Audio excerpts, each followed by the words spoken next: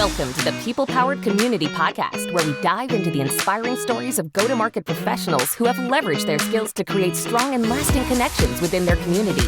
Get ready to be inspired and learn how you too can harness your business superpower for good. Hello, and welcome to the People Powered Community Podcast. I'm your host, Leslie Greenwood, CEO and founder of Chief Evangelist Consulting. Today, I have the extreme pleasure of welcoming to the show the CEO of Growblocks, Toni Hohlbein. Hi, Toni. Thank you very much. Thanks for having me, Leslie. I'm so excited. We've been talking off and on, and of course, seeing you on in the community in LinkedIn, and you have your own podcast. So it's not like I don't have any like a little bit of podcast jitters here, hosting a very established podcaster. So I'm really appreciative that you're spending your time with me today. Wonderful. I'm very much looking forward. Good. Well, we are going to talk at length about you and your superpower and, how that relates to community. But first, let's get to know you. Tell us who you are, what you're doing now, and kind of how you got here. Yes. So I'm Toni. I'm the CEO of Growblocks. Basically, I've been in B2B SaaS now for the last 10 years. Really started in a super small company, did a couple of things almost all over the place. Started then to go deeper into sort of revenue operations topic. We only really found out later that what we were doing was called revenue operations. So this is stuff that we did in 2012, 2013. We even called it commercial operations and so forth. Now looking back, it's like, well, this was actually revenue operations. So, but the lucky part here was that this company took off completely. So I joined as like number 6 or 7 on the payroll. Now it's 1,000 people. Oh, wow. And basically, was like very lucky that that happened and that was able to ride that wave. So spent 3 years for the company in stateside in New York, built out the US office, the US market. And then throughout a couple of funny coincidences, basically became the CRO of the unit. So this was around 15 million, I think, 15 million ARR, and really the CRO meaning marketing, sales, CS, the whole thing. Mhm. Scaled this whole thing up to 50 million. Then we did the exit, and then I joined another team here also in Copenhagen, Denmark. That's where I'm located. And basically kind of also a CRO game, also very much focused on scaling up. There was a couple of more bumps in the road because we were focusing on restaurants and cafes and so forth. And it was like just before the pandemic hit basically. But Mhm. also that went great. Did an exit 1.5 years later. And then basically took my RevOps CRO lens on growing businesses and growing, revenues, and decided to flip this into Growblocks. And basically, that's what we're doing. We're taking a data-driven approach and helping organizations to, accelerate their revenue growth or be more efficient in that, right? And that's what I've been doing with my 2 co-founders for the last 1.5 years, actually. That's the story in short. Awesome. Well, I kind of lost count. How many exits were in there? 2 2. Okay. exits. Yeah, that's pretty impressive. I still know need to from work though, Say that again. I still need to work though, it wasn't these. Anyway. That's true. I can say I have 1 exit, and I was employee number 6, but it wasn't life-changing money, but it was a nice redo of my kitchen. So, it worked out. Yeah, there you go. Yeah. I wanna go back to something you said, which I think is part of the story that we've talked about and, the way we've interacted before, is that when you said I was the CRO, which meant I was in charge of marketing, CS, and sales. And so, I know this, but give the listeners a view of how you feel, um, about RevOps. Like where RevOps should live, what a CRO should look like what your Yep. like, whatever you call it, your, Yeah. special sauce for a CRO. So maybe going 2 steps back. So what's the usual makeup of a CRO? It's usually a sales leader that goes from VP of sales to, hey, we need to find a bigger title for that guy or that lady, and let's give it the CRO title, right? And I think the majority of CROs have sales and CS. Few CROs have marketing as well, and there's all kinds of debate on CMO, CRO, and who should report into whom. And I think some of the reasons why folks think it's a bad idea to have the CRO take the whole spectrum is because maybe they're coming out of a sales leadership position, right? And I'm potentially a little bit biased in one or the other direction. My perspective is, and again, this is I'm biased myself here, but if you come from a revenue operations perspective, which had as my whole career basically, I had to look at the full revenue engine, not just at sales operations or marketing or CS. It had to be the whole thing, right? And using that and applying that to a revenue leadership function, I think is extremely powerful, right? So you basically come in without some of the, hey, this is how it should be done in this team, and we need to organize all the other teams to optimize for, in this case, potentially sales. You come into this with a much more neutral perspective, but also you're not the expert in any of these specific functions, so you kind of come in with a I feel an open mind, and I listen to the different function leaders, and try and support them in achieving what they want to achieve. And really, your job at the end of the day, and that's very similar between revenue operations and the CRO, is to make the orchestra not just play at the same time but play together, right? Kind of this is how you need to think about it. And RevOps is good at that. I think one caveat though is, if you have a CRO, if you want to have a CRO before 10 million, which I think generally is a bad idea, but let's see, at 5 million, I think a RevOps leader is probably the wrong person for this. I think a RevOps leader in the CRO spot is when you have all the different functions well established, when it really becomes a silo problem that you're trying to solve, Mhm. and you want to consolidate that with one leader. Then I think is extremely powerful. Yeah. Thanks for sharing that because I know from our conversations that's something that really stuck with me and it makes a lot of sense, especially when I look at from the CS world, we're always on the end of the list for, Yeah, the those services, et cetera. So I think having that more neutral, larger spectrum thinking person is something that would again unsilo, but then let all aspects of the company have access to the kind of knowledge and expertise that a RevOps leader would bring in. So absolutely. say double down on all of that. All right, awesome. Well, let us go into your superpower. I have a little bit of my take, which I think we've just talked about, is like kind of the way I love the way you think about that. But let's talk about your superpower. What do you think that is? So it's I've been doing a little bit of soul searching leading up to this podcast. Like, hey, what's my superpower? I even approached my co-founder and was like, Olaf, what actually is my superpower? And after a little bit of back and forth, even asked my wife and everything. But after a little bit back and forth, I think I like to build stuff. Building things is something that I think I'm pretty good at, actually. And then obviously, what is building? What does that actually mean? And I went a couple of steps up in the on the abstraction layer, right? I could have done revenue ops and CRO, and you have your revenue engine, and you build that. But I think building things also extends to teams. That is also something that you need to build and need to understand, and to a degree, have like a blueprint and an architecture around it, right? There's some teams that just won't work out, so you need to navigate around this. And then ultimately now, building a product and building a company, right? And I really, really enjoy that, um, with all the ups and downs. And I think Mm, that is something that is part of wanting to be a builder.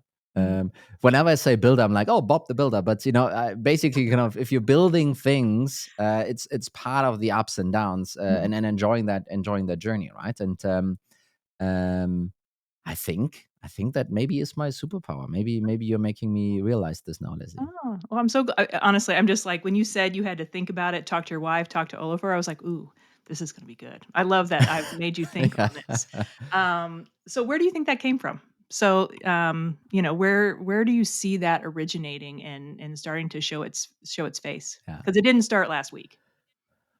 No, no, exactly. And and we were joking before we hit record. It's like, hey, this is net new content. I'm not quite sure. Maybe I need to come up with stuff on the fly. But it's like literally. So this is potentially stupid, but I like to play with Legos. Maybe that's where it started. Those little building brick things that you put together. Um, but I think much later on, it actually, I for the longest time in high school, I wanted to become a lawyer, and then I went to work in a law firm for a year as like a part timer. Mhm. Um, and I looked at the stuff that the lawyer bosses were doing, and I was like, I don't actually want to do any of that stuff. So my whole, I have your, I guess, adolescence or something, kind of grow up, and I want to be a lawyer and law, and I want to help people get out of like tricky situations. That suddenly toppled over. And then I was like, okay, what's next? Let's do software engineering. For whatever reason, let's not get into this, but I think this was the first thing where it's like, hey, building something maybe is there. Mm. The thing though is, in my high school time, I was like very much a optimizing for the amount of, so let's just say I'm lazy, and I was like, okay, I in like order to get optimizing. into Optimizing is much yeah. better. Yeah. But in order to get into law school, right? So things that you need to be good at is languages and some of these kind of things. You don't need to be great at math. So which I ended up, not, spending too much time on. What you need to be good at for software engineering is math, apparently. So I didn't get into that school. And then I went into business because apparently you don't need to be good at math and business. But basically, then I started more and more thinking, what am I going to do in business, right? And then it became consultant or investment banker or auditor. And then I did an internship in auditing. I did some consulting work, worked a little bit in private equity, venture capital firm. And you always have this passenger seat thing, which I really, really disliked, which is you're sitting there, you're kind of the driver is then, whoever bought you or rented you, Mhm. basically saying like, hey, there's a brick wall coming in front of us. And then the driver's like, yeah, well, I don't see it. And, shifts up a gear. And you're like, hey, you need to do something. You can't keep running against this wall. I mean, there's, something's going to happen. And I think I just couldn't deal with that. Actually, I couldn't deal with not being in the driver's seat. Mhm. Doesn't mean that I need to be the CEO all the time. It's not about that. But being this only the advisor piece, I think I really didn't like that. And then I started working in tech, early tech company. Like, it's a little bit my story, and I really enjoyed that, and have ever since enjoyed it. And I think this is where, this is the arc between Lego and building a tech company in Denmark. That's that's probably where this is coming from. Originally, by the way, I'm from Germany, so I'm not native here to Denmark, but I guess that's how this whole thing fits together. Oh, very good. And I love that, when you said, "I went into," and especially in light of what you do today, I went into business because I guess you don't need to be good at numbers. Now, let's talk about today's SaaS businesses. You kinda need to be good at numbers, or maybe that's why you built Growblocks, because it actually does a lot of the analyzing for you. No, so maybe, but I gotta say, once Tony Brain went into, oh, wait a minute, I need to be good at numbers. Guess what? I became really good at numbers. So math, statistics, all of that stuff was suddenly not a problem anymore. So I can't pull this card. And to be honest, in RevOps, very numbers heavy, and obviously I was also involved in some of the funding rounds going on. So I had a bit of a hybrid role, very much math and numbers. I mean, at the end of the day, even funding, it goes to the extent of multiplying something, adding something, and the percentage of. Mhm. So Yep. it is, what is it? What is like fifth grade math or something like that? It doesn't go beyond that, right? But still having a understanding how these things hang Mhm. together, I think that's probably important, and that's what you need also for in SaaS and all of those metrics, and have a, I think what you need to be in SaaS in terms of numbers driven, you need to be literate. That's Mhm. almost how I would kind of talk about it. You need to understand it. You need to be able to easily weave it into your conversation. And when someone else converses back with those words and or numbers, you kind of need to get it, right? It doesn't mean that you need to be able to um, I don't know, solve some math equation or something like Mhm. that. It's more of the analytical approach. You can see the Mhm. numbers and the inputs, and that tells a Yeah, story naturally in your brain, whether yeah. you did the numbers yourself or not. So I can definitely see Mm. that for you. What do you do today to kind of I mean, obviously, I think one of the answers is I'm in it every day, but, like, do you do anything right now to kinda, like, continue to hone that builder skill in yourself? Still play with Legos with your kids? Um, I'm actually waiting for that to happen. So my biggest one is 2.5, and it's still too early. I think they can play with it when they're like 5 or something. I think there's, I think in terms of accidentally swallowing those pieces, I think he's beyond that threshold, but he's not there yet motorically to have fun with that stuff. So I'm very much looking forward to Tony Old Day Christmas of, on Christmas Eve getting the present, and then basically nothing else matters. I just sat there and for the rest of the evening, piece these things together. I can't wait for that to be my gift to my son, and then do the same thing with him. Both of them, when both of them kind of get to that point. Mhm. No, I think the other part of building is, and this is what I really enjoy now and haven't had the chance to enjoy earlier, is building a product. It's the other parts and components of building an organization in terms of the people, the capital structure around it, and how you finance everything and how that stuff flows. I've built this many times.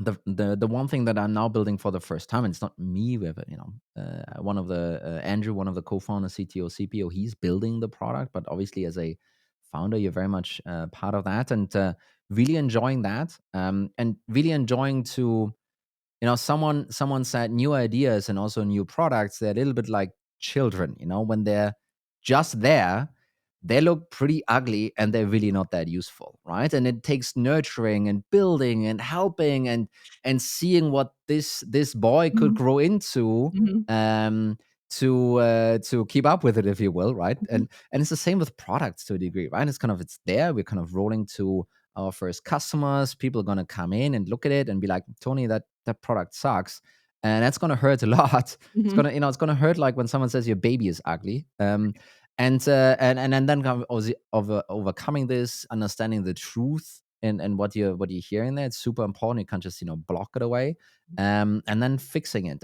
And the fixing piece is really, really difficult because you only have so much time, you only have so many resources, and you need to figure out what is the important piece to fix here. So I guess all of these different little problems, and there are 1,000 more, I really like solving them actually, and piecing it together, and building this and seeing it grow. And I guess this is how I'm honing my building capabilities these days. Yeah. I think, I asked yesterday on LinkedIn for some sales books for kids. I think we can just take this Mhm. part and we need to create a children's book because exactly what you said about building your product is I would transcribe that directly to building children. I mean, I have mine are older. I Yeah, no longer have to, generally keep them alive every day, but just the principles that you outlined and the parts that you go to, like when the preschool teacher tells you that your kid bit someone, you have to yeah, kind of, like, assess that and fix that quickly with your limited resources and time because yeah, you're already about to pull your hair out. yeah. So similar. Um, let's talk Mm. about community. I know you're, active in a couple of communities. You're obviously very active on LinkedIn. You have an amazing audience. How do you think about, this, um, superpower and how that relates to how you think about and, participate in community? Yeah. I'm a terrible community member myself. That's what I found out. It's like it's sometimes difficult to jump on those Slack channels and be super active around it. But the aspect of community that I really enjoy is, it feels very easy and seamless to get in touch with a lot of other people suddenly, right? You have this one common thing that kind of connects you, and that could be a topic, could be revenue operations, it could be a community, could be other things. And suddenly, when you and I kind of met the first time, it's not like we had oh, we need to get to know each other. It kind of immediately you jump into a completely different conversation, and you're much more familiar with one another, like from the first second almost, which is, I think, is super powerful. I really enjoy that. And tying that back into the building bit, the when I think about building, what are the obstacles that come with it? It's a lot of failure. It's a lot of building the wrong thing. It's a lot of building it in the wrong way. It's making wrong decisions and screwing up. And the way I would, like to participate in communities, or that I am, in however you formulate that community concept, is to share from my mistake pool. Everyone has a very large and ever growing mistake pool. And if you find ways to share that pool, you can maybe prevent some other people from making the same mistakes. And I think that's super powerful. I think that's really interesting, and I also think it creates a really cool conversation, where then again you learn, right? Or oh yeah, I had this mistake as well, and that's how I dealt with it, and you basically kind of then grow from that perspective. And I think that is super powerful, and it's also something that I feel also for the last 2 3 years has only been accelerating and growing. And then before that, this community aspect, and maybe you can share some of your like deeper thoughts on that. But I mean, when you think about church and religion, I mean, there's a very strong community aspect there as well, right? And when you think about how people lived in villages, right, saying hi to each other on the street, you don't have this anymore, right? So there's a lot of these cravings of people that actually want to have a community. Um, and it's funny that some of that can be properly facilitated through LinkedIn and Slack and Zoom and so forth, right? So it's pretty powerful actually. And especially then with this building peace in mind, I think it's insane. 20 years ago, it's not like I could just easily have a conversation with some people that are leading in a specific space. You would never even dare to do this, almost like a celebrity or something like this. Mhm. Now on LinkedIn, I connect to the person, chat him or her up, and it's like, hey, wanna catch up over coffee, and then Calendly or Chili Piper links are being exchanged, and then suddenly you talk, right? And I think that is super powerful. That's coming out of it, and it's also helping to um us as a it's not very kind of very zooming out as a community as a whole, Mhm. getting better, right? It's kind of this knowledge sharing on its top, and that can help us probably be smarter going forward. Mhm. I also think, when thinking about community and you and building a product, a really good way to get your product feedback is having people around you, whether that's a formal community, an informal community. People talk about building in public, getting that almost instantaneous feedback that allows you to develop faster, to make pivots faster, Mhm. maybe avoid a challenge. Are you using community in that respect right now? Like, do you have a group of beta users that are using your product and giving you that kind of fast feedback? Yep. So I think there's a couple of different things we're actually doing. So for better customers, obviously there's very clear, we have Slack channels for very quick conversations and feedback. We're actually also using a pool of subject matter experts in the field, that it's not a specific cadence, but basically every other week we have a product feedback session led by the product management team and product design team, and they have things that they're working on, just want to get some feedback on, right? And then basically, kind of through that, we get feedback. Um, and I think another piece to how to use community. And I've gotten written about this in my revenue letter. I don't know. I feel like half year ago, it was probably just 2 months ago or something like this. But Mhm. basically, the idea was, if you have an enterprise grade product, where you struggle to build a product led growth motion around it, which it's all the rage. Everyone wants to do PLG, and obviously the awesomeness out of PLG is it's super shareable. You get in and feels free customer acquisition, right? But if you have a product that just doesn't lend itself to this concept because of the setup is difficult, or maybe it is very expensive, or whatever the obstacle might be, um, you can use a community around that as almost a word of mouth product, right? So you make it very easy suddenly for someone that is close to you and maybe your company and maybe your product, even maybe it's a user. You make it very easy for that person to suddenly share, hey, you should be part of that community. Um, because it's very difficult for that person to say, hey, you should buy that product for, I don't know, $100,000. I mean, By the way, we are cheaper than that, but it's a really high barrier of entry for someone to be saying like, hey, you should buy this thing that's super expensive. Um, but you do create an opportunity for that person to say, hey, you should join that community, and then through that community, this person is obviously who's behind that, what's this about, and this is Growblocks, and what do they do? And oh, actually, I need this, right? So you basically kind of create this shareable word of mouth mini product, Mhm. which then is obviously a community. And one step further, that if you really see it like that, the downside is, I would say, it also requires a lot of work and resources and thought in you're basically designing a mini product on the side. Mhm. It's not just opening that Slack channel, giving a name, posting on LinkedIn, and you're done with it. There's a lot of thought that needs to go into it in order to make it really appealing, and also for people to start sharing it and talking about it, right? Yeah, you have to create value continually over time. Come Mhm. in once, say hello, that's great, but if I don't continue to get value, I mean, if I shared my screen, you would see 12 Slack channels on the side. I'm Yeah. probably active in 4 because when I go in, I get value, I participate, etcetera. So you have a really good perspective on, like what it takes to build a community. I'd say the one thing I'll just add for you in the stage where you're at in Growblocks is, which we've probably already talked about, but just like some spot consulting here, is just make Mhm. sure that you have a point of view on how you wanna treat your customers from the moment they interact with you. So, like, what does Mhm. that mean? I know your product's different, but, like, what's the experience they're gonna have? How are you gonna be memorable to them? Because, any product Mhm. itself is, not life altering, Yeah. in a way that people are gonna be Mhm. like, "Oh, I love the product." No, I love the experience. I love how the product changes how I work. I love the way the company makes me Mhm. feel. And so you're at that stage where Mhm. you can be very hands-on with those clients, and Mhm. so just think about that little extra, the extra that you're gonna give them as part of being part of your, let's No, say, absolutely. And community. I'm so no, no, no, exactly. And kind of this is also part of our conversation actually. It's just you're almost designing a B2C product here. It's almost, you need to think about it like that, and you need to be able to, because it's also subscription, if you will, whether you pay for that or not, you need to create something that is valuable over time, right?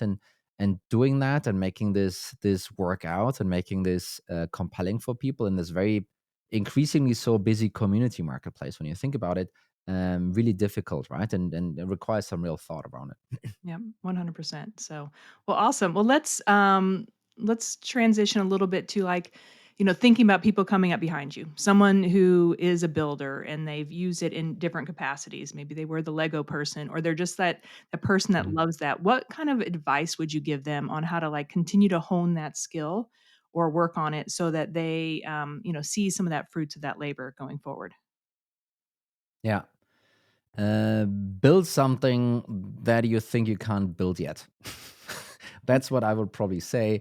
If you're really good at building Legos, then stop building Legos. Build something else now. Go. Build something more difficult. And I think it can start small with building a team. I think in a RevOps setup, it would be building a system thing to hold all of it together. um and as you do that, eventually will come to the point, okay, I can build teams now. Let's build revenue, right? Let's have a thing being around that suddenly is more difficult, right? Suddenly it's not just you interacting with the direct people around you. Suddenly you need to build something that is compelling then for other people. Whether or not you're like a sales leader or something else doesn't matter right now. And try and always find this next little step forward, that you didn't dare take yet, right? And it's this typical corny, like, oh yeah, outside the comfort zone. And it's true though, right? and Mhm, and I think the reason why this outside the comfort zone is so important is that's the mistake space. This is where you're gonna screw up. mhm, um and no one ever learned anything from being successful. What you learn from is the failures. That's where I look back with shame. It's burned at least in my memory, it's burned mhm, in my memory. I take something away from it. um and that's how I get better, right? So if you keep building what you're very kind of familiar with, I think it's going to be difficult for you to get better. It's take the stuff that you feel uncomfortable about. And yes, of course, there's a balance, right? You shouldn't go from I don't want to stay in this Lego, analogy here, but you shouldn't go from Legos to building the Empire State Building, right? That shouldn't be the jump. There should be something in between. And finding that for you, I think that is the next step, always, and it will probably always be. Yep. You I can love also build a family, actually. Family building is also a thing. Yep. It's don't want to take that away. As we talked earlier about our children's book and RevOps and how they go together. So, absolutely. There you Well, go. Toni, this has been such a terrific episode. I really appreciate you taking time to share your story, your superpower with our listeners. I know they can find you on LinkedIn, but is there anywhere else they should be looking for you? Growblocks.com. And there's you can sign up for the revenue letter. You can sign up we're doing kind of a live show soon. And obviously you can check out the product, especially if you're in RevOps or if you're a CRO, check out our product and, hit me up. Awesome. Well, those will all be linked in the show notes below. I get Toni's revenue operations letter. I will say, although sometimes I don't understand it, it is a very well-written newsletter and I enjoy it. So I do read it every week. But folks, that's all for today's episode. We thank you for taking the time to listen and we will see you next week.